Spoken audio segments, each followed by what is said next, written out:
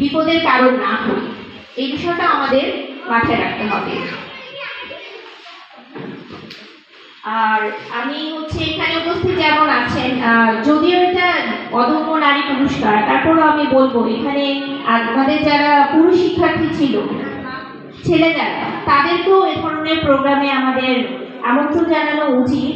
কারণ তাদেরকেও দেখতে হবে আমরা এগিয়ে যাচ্ছি, আমরা একটা সুন্দর সমাজ গঠন করতে যাচ্ছি। এই সমাজ গঠনে শুধু আমরা যদি নারীরা এগিয়ে যাই তাহলে কিন্তু হবে না।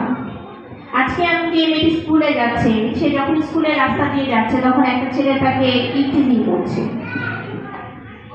তার মানে সেই ছেলেকে শেখাতে হবে যে ইভটিজিং করা যাবে না, আর এই শিক্ষাটা আমরা আমাদের পরিবার থেকেই দেব। এই জন্য নারী হিসাবে আমাদের অনেক গুরুত্বপূর্ণ ভূমিকা রয়েছে, যারা আমরা ঘরে কাজ করি বা বাইরে কাজ করি।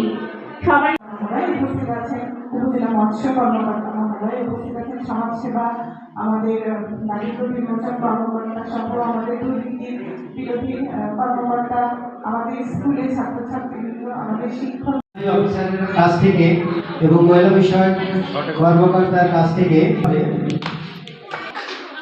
মিডিয়াকে অসংখ্য ধন্যবাদ যে আসলে এত সুন্দরভাবে অনুষ্ঠান লাইভ কাজ হচ্ছে এবং পত্রপত্রিকার জন্য ছবি হচ্ছে।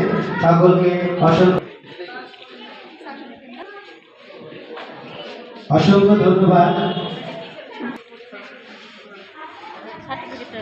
নির্যাতনের দুঃস্বপ্ন মুছে জীবন সংগ্রামে জয়ী নারী আমাদের মাঝে উপস্থিত হতে পারে।